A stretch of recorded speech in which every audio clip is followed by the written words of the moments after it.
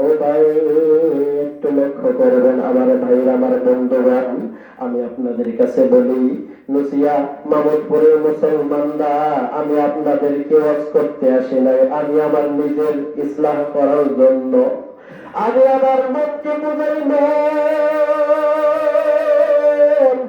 ওরে মন তুই একটু বুঝে দেখ, আজকে 10 বছরের নবতি করলাম, যদি আল্লাহর কাছে এক মুহূর্তের হিসাব যদি না দিতে পারি, তাহলে কিসের আমি তাকাব্বুরি করলাম, কিসের দুনিয়া, কিসের কি? আমি যদি আল্লাহর কাছে এক মুহূর্তের হিসাব না দিতে পারি, আমি আবু বকর হুজুরের জিন্দেগি তামাম হয়ে যাবে, জিন্দেগি বরবাদ হয়ে যাবে। জাহান্নামের ফেরেশতাকে এক মুহূর্ত দেরি করতে বলবে না, বলবে আবু বকরের কানকাপ লাগায়া দাও। আমি তো মনে করি, আহারে নামটা যেরকম সুন্দর ছিল, এরকম যদি সাহাবী আবু বকরের মতো জীবনটা করতে পারতাম, এই জীবনটা ধন্য হয়ে যেত। আর যদি গুনাহ নিয়ে যদি মারা যাই, ওই যে যখন আবু বকর বলে ডাক দিবে, মানুষ তো মনে করবে না জানি কোন আবু বকর, কিন্তু যখন জাহান্নামের আসামি বলে যদি আমাকে ডাক দেওয়া দেন, তাহলে আমার মতো গুনাহগার কেউ নাই, আমার মতো নাফরমান কেউ সেদিন হবে না। আমাকে মুহূর্তের মধ্যে জাহান্নামের হানকা পড়াইয়া টাইনা টাইনা জাহান্নামে নিতে দেরি করবে না। আরে আমি মনে করি, আমার যদি আবু বকর সাহাবীর মতো আমল নাও হয়, তার কথা ভেবে ভেবে অনেক সময় গভীর রাত্রে যখন কান্না করি, আরে নামটা সুন্দর হইলো, আমলটা সুন্দর করতে পারতেছি কিনা জানি না। যুবক ভাইরা, ও যুবক ভাই, তোমার মতো কত যুবক সন্তান দুনিয়ার জমিন থেকে ত্যাগ করে চলে অন্ধকার কবরে চলে গেছে। এই যে হাই রোড, বড় রোডটা যখন আসি, বড় মনের মধ্যে ভয় লাগে। ড্রাইভারকে বারবার বলি জোরে চালানোর দরকার নাই, জোরে যাওয়ার দরকার নেই, আস্তে আস্তে যাও। আমাকে বলে হুজুর, যদি যদি আপনার মরণটা রাস্তায় থাকে, তাহলে কেউ ফিরতে পারবে না। এক সময় আপনি আস্তে আস্তে কেটেছেন, কিন্তু আপনার পিছনে একটা গাড়ি ধাক্কা মাইরা আপনাকে রোডের মধ্যে ফালায় রাইখা যাইতে পারে কিনা? যেতে পারে না। সামান্য একটা ঘাট আইলে রোড দেখতে যদি একটা ভয় লাগে মুসলমান ইমানদার, তাহলে ফুলসিরাতের রাস্তা কেমন ভয় করা দরকার। সামান্য একটা যদি সেতুর মধ্যে ওইটা আপনার ভয় লাগে, আস্তে আস্তে গাড়ি চালাইলে ওখানে নিয়ম নাই, জোরে চালাইতে হয়। আস্তে চালাইলে কোন সময় যেন পিছন দিকে আরেকজন ধাক্কা মেরা দেয়। কিন্তু আমার আপনার সারা জীবনের আমল যদি নষ্ট থাকে, ভালো আমল যদি না নিয়ে যাইতে পারি, আমাকে তো ধাক্কা মারার জন্য আমার পিছনের গুনাহ যথেষ্ট। কথা বলেন ঠিক কিনা? আমাকে ধাক্কা মারার জন্য আমার গুনাহটাই যথেষ্ট হয়ে যাইবে। আপনি কার দোষ দিবেন?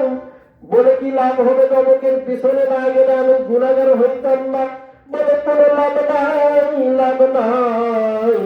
আমার গুনাহের জন্য আমি নিজেই জাহান্নামী।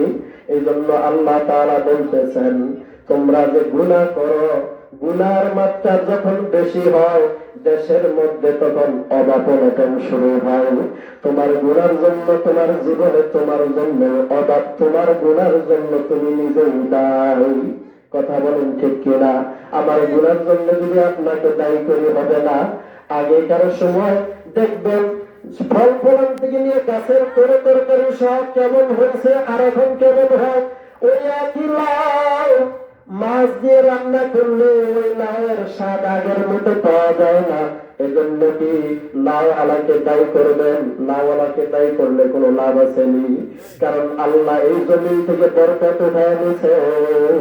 এই জমিনের বরকত আমারই আপনারই গুনাহের কারণে বরকত চলে গেছে। কথা বলেন ঠিক কিনা? আমার আপনার গুনাহের কারণে আজকে বরকত নাই। কারে দোষ দিবেন? ও ভাই, কারে দোষ দিবেন? দোষ দিয়ে লাভ নাই। আমার গুনাহের জন্য আমি নিজে দায়ী, আপনার গুনাহের জন্য আপনি নিজে দায়ী। একই জমিনে একই ভাবে একই ফসল ফলায় খান, আগের মতো স্বাদ পান। মুরব্বীরা তো বুঝবেন, যুবকেরা তো বুঝবেন না। একই জমিনে একই ভাবে আপনারা ফসল ফলান, ফসলগুলো ফলায়া মনে করেন যে আগেকার মতো স্বাদ লাগবে, উপরে যেরকম চাকচিক্য দেখা যায়, ভিতরে মনে হয় স্বাদের অভাব নাই। কিন্তু দাদা, ভিতরে যখন লাউটা যখন বটি দিয়া কাইটা প্রাণের স্ত্রীকে বলেন, স্ত্রী সুন্দর করে পাঙ্কাশ মাছ দিয়ে রান্না করবা, আজকে আমি মনের আনন্দে বেশি করে চাউল দিয়ে, ভাতের চাউল দিলে বেশি করে মনের আনন্দে অনেক ভাত খাবো, পেট ভরে খাবার খাবো। হঠাৎ করে স্ত্রী তো সুন্দর করে পাঙ্কাশ মাছ দিয়া নাইকা রান্না করছে। রান্না করার পর যখন খায় আর বিবির দিকে তাকায়, এক নলা খায় আর একবার বিবির দিকে তাকায়, এভাবে তাকায়। বিবি একটাছে বাবার স্বামী, বারবার তাকাইতেছেন যে তরকারি কি মজা হয় নাই? বলে, বিবি রে, তরকারি মজা হয়েছে। কি পরিমাণ মজা হয়েছে আমি তো বুঝতে পারতেছি। 18 বছর আগে, 20 বছর আগে আমার মার হাতের রান্না খাইছি, একই নাই। তোমার হাতেও রান্না খাইলাম, এত স্বাদ তো হইল না। পার্থক্য বলেন, 18 বছর আগে আপনি কেমন আছিলেন? বউ বলতেছে কারে? স্বামীরে। 18 বছর আগে আপনি কেমন আছিলেন? টকটকা একটা লাউর মতো কচি যুবক ছিলেন, আর এখন আপনার বয়স কি হচ্ছে, আপনার চেহারা কেমন হয়েছে?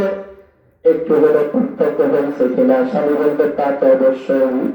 বলে, তাহলে আমার এই নায়ের দোষ নয়, দোষ হইল এই জমিনে বরকত নাই বিদায়ী, নাই নায়ের জায়গায় আছে বরকতের স্বাদের বরকত আল্লাহ উঠায় নিছে।